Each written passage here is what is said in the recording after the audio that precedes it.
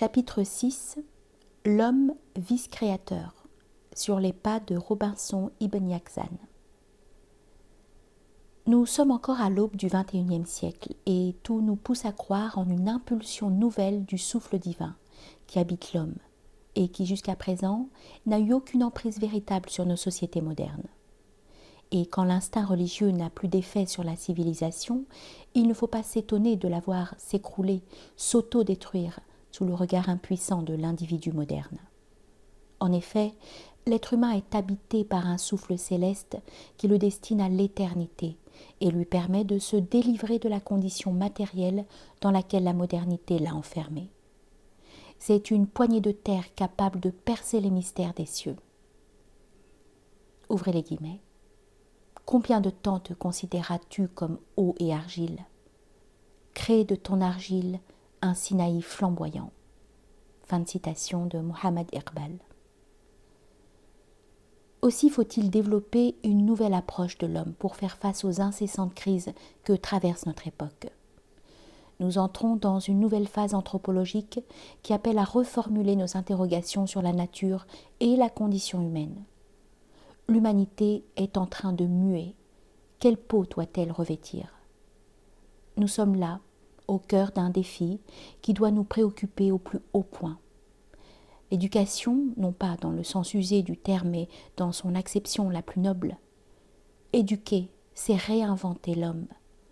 Les troubles de notre époque appellent en effet avec force à redéfinir l'être humain sans sombrer dans les impasses de l'humanisme moderne, c'est-à-dire en évacuant la prétention humaine d'être maître et possesseur de l'univers, et surtout en s'affranchissant de la grille de lecture réduisant Dieu aux agissements historiques d'une instance religieuse, pour lui donner, redonner son contenu originel sans rien sacrifier à l'homme. Il s'agit au fond de redéfinir, dans l'élan de la pensée nietzschéenne, les contours d'une foi capable d'embrasser l'homme dans sa totalité, car cette dernière est restée très longtemps prisonnière d'une conception bornée de Dieu.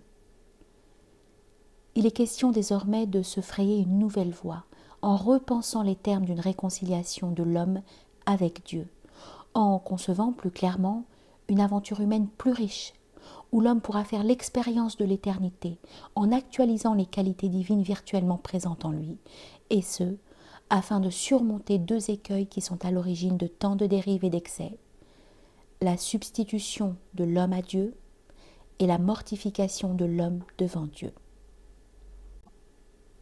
Cette aventure nouvelle doit donc reposer sur une conception fraîche de l'homme et de Dieu que nous allons retrouver dans la pensée originale d'un poète et philosophe indien qui fut d'ailleurs très sensible à la philosophie de Nietzsche, avec lequel il partage bien des traits, tant dans la forme que dans le fond, Mohammed Iqbal. En effet, tous deux sont poètes et philosophes, et tous deux partagent une passion pour l'homme, la vie, et à des degrés différents pour Dieu. Si Iqbal nous intéresse, c'est surtout en tant que lecteur attentif de Nietzsche qu'il décrit en des termes frappants dans son œuvre magistrale Le Livre de l'éternité, que l'on a à juste raison comparé, selon Luce Claude Maître, à la Divine Comédie. Dans ce récit poétique, Iqbal relate l'expérience de son ascension céleste qu'il fait sous l'aile de Rumi, lequel est pour lui ce que Virgile est à Dante. Parvenu au-delà des cieux, aux extrêmes confins du monde contingent, le voyageur céleste rencontre un homme à la voix pleine de passion, qui ne manque pas d'attirer son attention. Nous citons. « Qui est ce fou ?» demande Iqbal à Rumi. « C'est un sage allemand, » répondit-il. « Il se tient entre deux mondes. Le chant de sa flûte est un chant antique. Ses paroles étaient audacieuses et ses pensées élevées. Les Occidentaux furent coupés en deux par le glaive de son discours. Il ne trouva aucun compagnon dans ses extases. Il était ivre de Dieu. On le prit pour un fou. Malheur à l'homme ivre de Dieu qui naît en Europe. » Fin de citation. Iqbal semble avoir été très sensible à la philosophie de Nietzsche, qui, sans doute, n'a pas été sans effet sur sa propre pensée. Son œuvre porte en effet l'empreinte des interrogations nietzschéennes, et c'est en ce sens qu'elle nous intéresse. La pensée du poète indien coïncide véritablement avec la poésie du penseur allemand. Iqbal a entendu le cri de Nietzsche d'une bonne oreille. Sa pensée aurait été d'un grand secours à l'auteur du Gai Savoir. Deux éléments en l'occurrence caractérisent la pensée d'Iqbal, le mouvement et l'inachèvement, et l'un ne va pas sans l'autre. Tentons d'être plus précis. L'entreprise de reconstruction qu'il engage sur le chantier de l'humanité repose sur un objectif en particulier, atteindre la plénitude humaine, ou plus précisément, le stade de l'ego ultime. De quoi s'agit-il au juste ? L'ego ultime, dans le langage d'Iqbal, c'est l'individu achevé, l'être accompli, pleinement réalisé, Dieu en l'occurrence. Être, aux yeux du penseur indien, c'est devenir individu en donnant de la connaissance, en donnant de la consistance à sa personnalité, en consolidant le je. Ouvrez les guillemets. Chaque atome de l'univers est un candidat à la grandeur. Fermez les guillemets. L'homme, au commencement, est une créature inachevée, c'est-à-dire ouverte à toutes les métamorphoses, car Dieu a laissé une part de la création entre les mains de l'homme. Ainsi, c'est en participant et en collaborant avec Dieu dans l'achèvement de la création que l'homme se réalise, qu'il passe de l'ego humain à l'ego ultime. Ouvrez les guillemets. C'est dans l'édification du moi que réside le secret de la divinité. Fermez les guillemets. Cela revient-il à dire que l'homme peut devenir Dieu ? Iqbal entend autre chose. Nous le citons.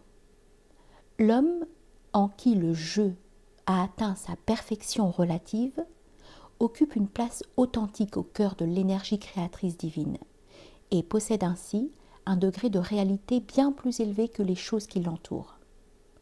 Parmi toutes les créations de Dieu, lui seul est capable de participer consciemment à la vie créatrice de son Créateur. Fin de citation. L'homme peut faire ici-bas l'expérience de la transcendance, en actualisant les qualités divines qui sont encore en puissance chez lui, car l'univers entier, qui est à la fois création et manifestation de Dieu, est, selon Iqbal, contenu dans l'homme. Autrement dit, quand l'homme parvient au stade de l'ego ultime, il ne devient pas Dieu, mais devient le moyen par lequel Dieu manifeste sa puissance créatrice. L'ego ultime, comme le surhomme, ressemble par certains aspects à l'homme universel, conceptualisé par El Gilli. Il est la face de Dieu virtuellement présente dans chaque être. Ouvrez les guillemets. Tu es, déclare Iqbal, une puissance en sommeil. Réveille-toi. Fermez les guillemets. Iqbal précise par ailleurs que cette individuation se mesure au degré de proximité avec Dieu. Nous le citons. Plus il est éloigné de Dieu et moindre est son individualité. Celui qui s'approche le plus près de Dieu est la personne la plus complète. Non qu'il soit finalement absorbé par Dieu, mais au contraire, il absorbe Dieu en lui. Fin de citation. Ici, il ne s'agit plus du Dieu pompant toute la force vitale de l'homme pour le réduire à un ascétisme funeste et destructeur. Il est plutôt question d'actualiser la partie divine que contient cette créature d'argile pour que la puissance de Dieu soit à l'œuvre à travers les facultés d'action et de perception de l'homme. Ainsi, est-il réducteur de considérer l'islam comme une religion. C'est un art de vivre, une philosophie de la vie, qui vise à garantir le développement harmonieux de l'individu et la transformation de l'humanité. Ouvrez les guillemets. L'islam, dit-il, n'est ni la pensée seule, ni le sentiment seul, ni l'action seule. C'est l'expression de l'homme tout entier. Fermez les guillemets. Nous sommes ici loin des conceptions purement juridiques de l'islam qui réduisent la croyance à une pratique stérile des piliers de l'islam en s'attachant au rituel au lieu de s'accrocher à celui qui en est le prescripteur. Ouvrez les guillemets. La vision du Sinaï est toujours là, déclare Iqbal, mais Moïse est absent. Fermez les guillemets. La matière est là, la Kaaba est là, mais Dieu a déserté le cœur des croyants. L'homme est ouvert à toutes les transformations. Lève-toi et crée un monde nouveau. Plus question de se morfondre incessamment, de se perdre dans les abîmes d'une croyance inféconde, privée de souffle et d'énergie créatrice. Désormais, ton œuvre est de créer un nouvel univers, selon la pensée d'Iqbal. Il s'agit, dans les termes du penseur algérien Malek Benabi, de rendre la loi efficace, c'est-à-dire faire en sorte que la croyance est un rayonnement social, un ancrage opérant dans la société. Benabi reprochera d'ailleurs à Iqbal et aux artisans de la Nahda, de manière générale, d'avoir pensé la réforme du monde post-almohadien, par une refonte de la théologie, alors qu'il ne s'agissait nullement à ses yeux d'une question d'authenticité, mais d'efficacité de l'idée force de l'islam. La croyance, selon lui, n'avait pas disparu, elle avait juste perdu sa vitalité, sa force créatrice qu'il fallait régénérer, non pas en reformulant les concepts théologiques, mais en réactualisant le pacte originel qui lie l'homme à Dieu. Et cela relève plutôt du domaine de la mystique. Ce sera d'ailleurs l'objet de son roman très peu connu, Les Becs. La pensée de Benabi s'est elle aussi ressourcée dans la philosophie de Nietzsche. En effet, le prologue sur lequel s'ouvre son fameux livre Les conditions de la Renaissance rappelle celui de Ainsi parlait Zarathustra. Tous deux ont en commun d'avoir été les poètes de la régénérescence, de la vitalité humaine, du dépassement de l'horizon borné et surtout des pourfendeurs du déclin et de la médiocrité. Au même titre que Nietzsche, Benabi n'a eu de cesse de critiquer les empoisonneurs de cerveau, les tueurs d'esprit, cette culture islamique en somme qui empuantit les âmes, avilit les caractères, affadit les consciences, effémine les vertus, selon lui. En effet, certains centres et universités islamiques se contentent d'entasser des connaissances stériles dans l'esprit de l'étudiant plutôt que de lui insuffler une conscience nouvelle capable de devenir un facteur déterminant dans la transformation de son environnement. On remarque aisément dans les écrits de Benabi l'accent nietzschéen contre les prédicateurs de mort. Tous deux, constate l'intellectuel Noureddin Boukrou, ont raison en termes de civilisation. Tous deux sont à la fois d'implacables procureurs et de tendres poètes. Par ailleurs, Iqbal articule sa pensée en trouvant aussi appui dans la pensée moderne qu'il maîtrise parfaitement et qu'il trouve par son aspect empirique plus proche de l'islam que la philosophie grecque qu'il juge trop abstraite. L'islam, en effet, est un message qui a une prise sur la réalité, et l'expérience sensible joue un rôle essentiel dans le cheminement spirituel du croyant. En effet, à plusieurs endroits du Coran, le Créateur invite le croyant à s'émerveiller devant le spectacle de la création, qui n'est rien d'autre qu'un réservoir de signes et de symboles qui reflètent l'archétype.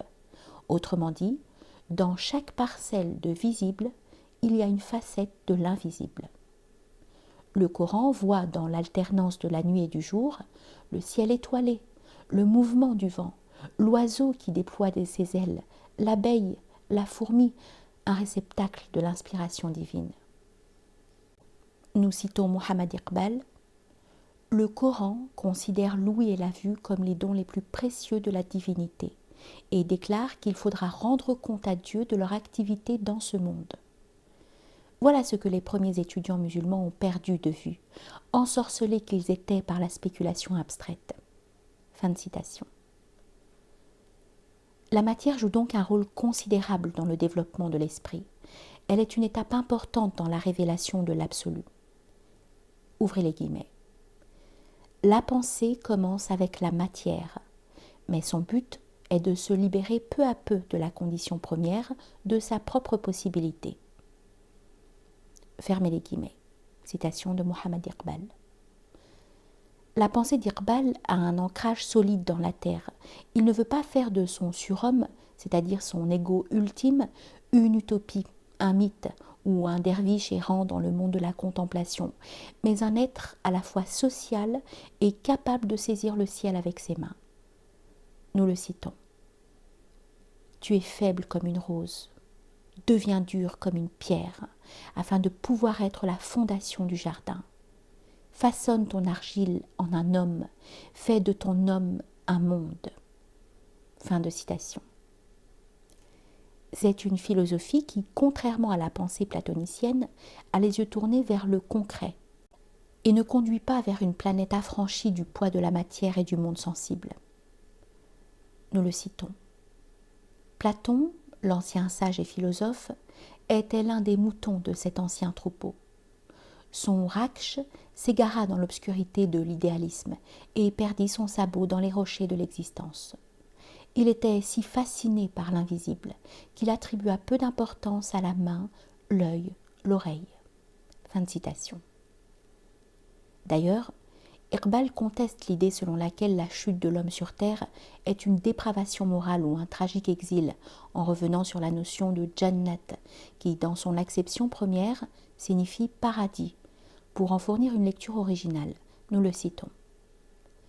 Le Jannat du récit coranique est la conception d'un état primitif dans lequel l'homme ne ressent pas l'aiguillon des besoins humains, qui, lorsqu'il se produit, constitue seul le début de la culture humaine. Le Coran, par son explication du mythe d'Adam, veut indiquer le passage de l'homme d'un état primitif, où il est à la proie de ses instincts et de ses appétits, à la possession d'une personnalité libre, capable de doute et de désobéissance. Fin de citation. Le Coran ne considère donc pas la terre comme un lieu de souffrance où l'homme a échoué à la suite de son péché originel, où l'humanité serait foncièrement mauvaise. La transgression de l'homme en goûtant aux fruits défendus signe en fait le passage de la créature primitive à l'être libre pleinement conscient de lui-même. Sa chute n'est que la première étape d'une illustre ascension. Trouver appui sur la matière pour s'élancer vers la lumière de l'horizon. La terre, la matière, le corps sont déterminants dans l'élévation spirituelle de l'homme, dans la consolidation de l'individualité. Aussi, Iqbal va-t-il rompre avec le soufisme prônant l'anéantissement de l'individualité dans le tout. Nous le citons. L'un cherche Dieu par la mortification de la chair.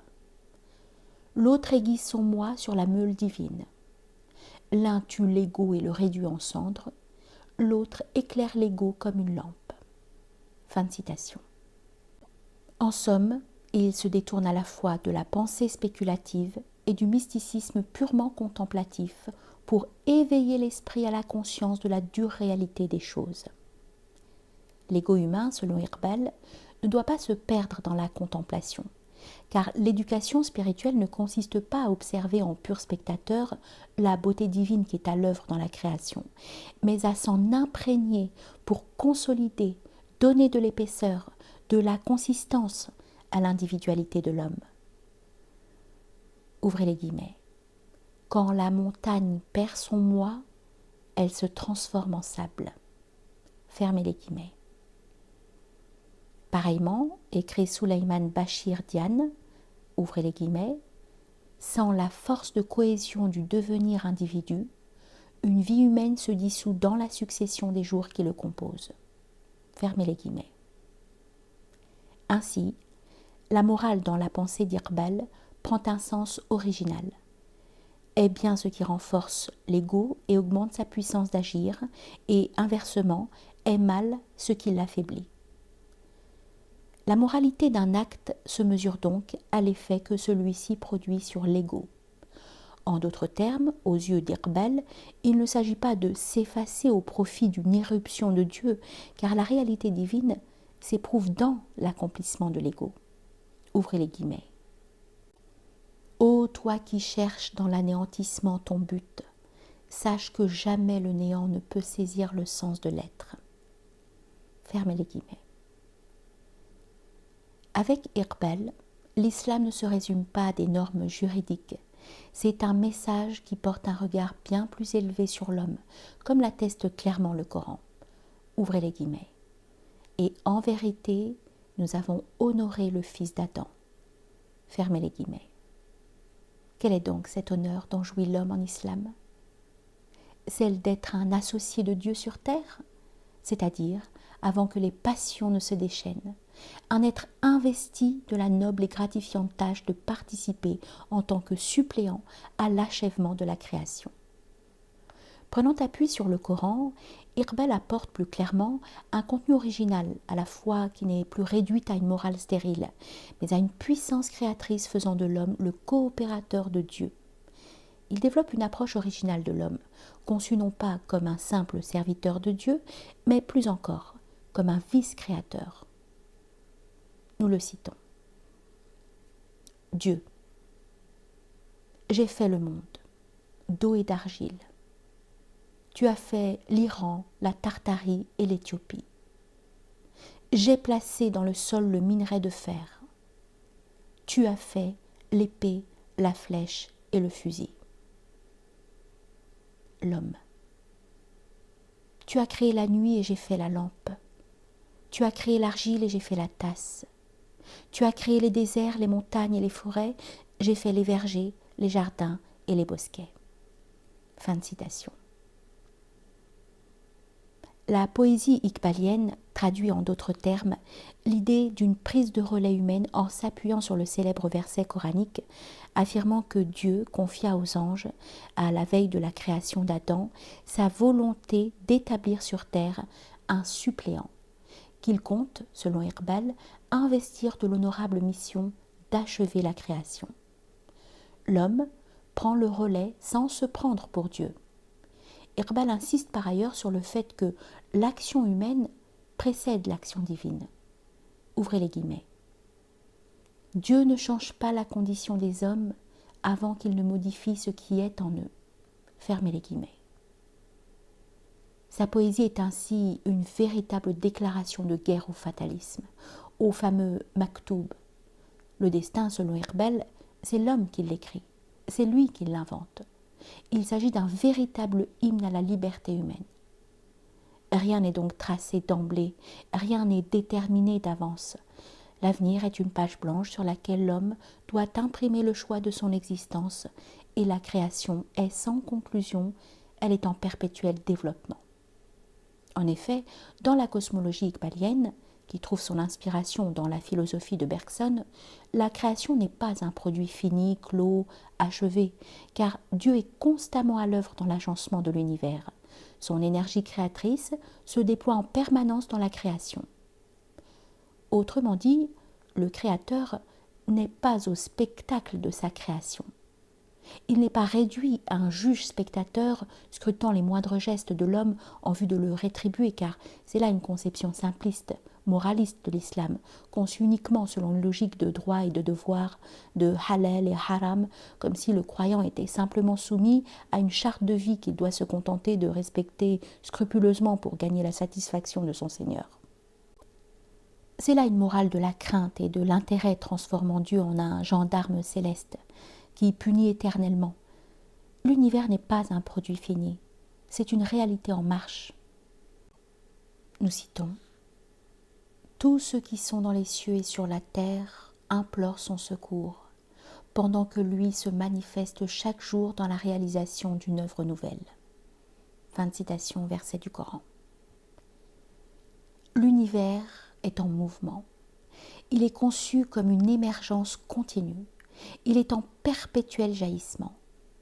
Et il en résulte de ce point de vue cosmologique que le croyant doit se faire artiste en faisant constamment appel à son imagination, à son intelligence créatrice, afin d'être en harmonie avec la marche incessante de l'univers. Le message islamique, comme l'a clairement démontré Iqbal dans son projet de reconstruction, notamment dans le chapitre « Le principe du mouvement dans la structure de l'islam », est intrinsèquement dynamique et appelle à renouveler en permanence notre compréhension du verbe coranique pour être en phase avec l'évolution créatrice du temps.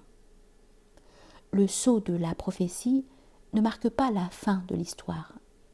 L'avenir est ouvert au déploiement du sens et des applications de la parole divine dans un univers que Dieu ne cesse de créer. Aussi faut-il décanoniser l'histoire du monde musulman, désacraliser la parole des savants et permettre à l'intelligence humaine de se déployer au rythme de son époque. Iqbal n'a cessé à ce propos de mettre en garde les musulmans contre la sclérose, la sécheresse des lectures littéralistes, les interprétations usées du Coran, autrement dit, contre l'anachronisme chronique pour les réconcilier avec l'esprit dynamique de la sagesse divine. En effet, cet entêtement rétrospectif, ce regard borné sur un passé dépassé qui se nourrit d'idées ridées et qui a enfermé l'islam dans un formalisme sans âme, a été l'une des principales causes du déclin de la civilisation musulmane. Le mouvement, selon Iqbal, est un principe fondamental dans l'esprit de l'islam. Nous citons. Les versets du Coran contiennent 100 mondes nouveaux. Ces âges sont enroulés dans chacun de ces instants. L'un de ces mondes est l'époque actuelle. Et quand un monde pour lui se trouve usé, le Coran lui donne un monde nouveau. Fin de citation. La sagesse de Dieu est infinie et ne peut se réduire à une école de pensée. L'artiste croyant trempe sa plume dans l'encre du Coran pour dessiner son propre chemin. Dieu, en effet, n'a pas créé l'univers puis l'a abandonné à un mécanisme sur lequel l'homme doit se régler, mais a laissé une latitude, une marge de manœuvre à l'intelligence humaine. Car dans un tel monde, affirme Sulaiman Bachir-Dian, l'humain se réalise en le transformant continuellement, en le co-créant avec Dieu. C'est l'une des thèses fondamentales de la philosophie iqbalienne. Se créer dans l'action veut dire pour l'homme accomplir sa mission de co-créateur, de coopérateur de Dieu dans la tâche d'achèvement de la création. La pensée d'Iqbal mobilise l'homme, c'est-à-dire le met en mouvement, en marche vers le stade suprême, celui de l'ego ultime. En effet, le terrain d'action de l'homme au regard de la poésie iqbalienne est un monde ouvert en perpétuel devenir, où se produit en permanence de la nouveauté. La poésie d'Iqbal a su donner un souffle nouveau à la conscience divine qui habite chaque homme, sans rien sacrifier au corps et à la matière. C'est de cela qu'il s'agit au fond. Penser l'éducation en termes d'équilibre et d'harmonie, sans qu'elle ne soit réduite à une question de réussite scolaire et professionnelle. Seule voie possible, à mon sens, à l'accomplissement de l'homme. En d'autres termes, la seule issue véritable pour surmonter les crises de notre époque est de façonner un individu du type Robinson Ibn Yaqzan, c'est-à-dire un être capable de concilier les aspirations spirituelles de Hayy Ibn Yaqzan et les besoins matériels de Robinson Crusoe. Provenant de deux univers distincts, ces deux héros vont surmonter différemment l'angoisse de leur solitude. Malek Benabi en fait une brillante comparaison dans son livre Le problème des idées dans le monde musulman, en montrant qu'il s'agit d'illustrations éloquentes de deux cultures bien distinctes, l'une aux racines techniques et l'autre aux racines métaphysiques. Il y a en effet deux façons de faire face au vide cosmique. Avoir les yeux fixés sur la terre ou le cœur tourné vers le ciel. L'un comblera sa solitude de choses et l'autre d'idées. Robinson, lui, occupe son temps dans la solitude de son île par le travail, notamment en fabriquant une table. Son attention se porte exclusivement sur le mode d'organisation matériel de sa vie. Il comble le vide cosmique, autrement dit, en répondant uniquement à ses besoins terrestres, manger, boire, dormir, chasser, travailler. On ne décèle dans son aventure aucun signe d'émerveillement ou de méditation sur les réalités profondes de la vie. Nous citons. Je commençais à régler mon temps de travail et de sortie, mon temps de repos et de récréation. Et suivant cette règle, que je continuais d'observer le matin s'il ne pleuvait pas, je sortais avec mon fusil pour 2 ou 3 heures, je travaillais ensuite 11 heures environ. Puis je mangeais ce que je pouvais avoir. De midi à 2 heures, je me couchais pour dormir à cause de la chaleur accablante, et dans la soirée, je me remettais à l'ouvrage. Fin de citation. L'aventure du solitaire Hayy Ibn Yaqzan revêt une autre forme et ne débute réellement qu'avec la mort de la gazelle qui l'a élevé sur son île. Le héros d'Ibn Tufayl surmonte l'angoisse de sa solitude par une quête profonde de vérité et de sens. Il essaie dans un premier temps de localiser physiquement le mal à l'origine du décès de la gazelle avant de connaître une ascension spirituelle qui lui fera découvrir les vérités métaphysiques à travers d'incessantes méditations. En d'autres termes, c'est l'étonnement devant la nature, sa mère adoptive, qui lui permettra d'accéder à la vision intérieure de Dieu. Nous citons: Après avoir examiné tous les organes externes de la gazelle, sans y renoncer, sans y rencontrer aucun obstacle apparent, se trouvant d'ailleurs en présence d'un arrêt total qui n'affectait exclusivement aucun des organes, il pensa que le mal qui l'avait assailli devait être dans un organe invisible, caché à l'intérieur du corps, que cet organe était indispensable à chacun des organes externes pour l'exercice de sa fonction. Fin de citation. Ces deux héros solitaires reflètent parfaitement deux visions du monde qui semblent s'opposer.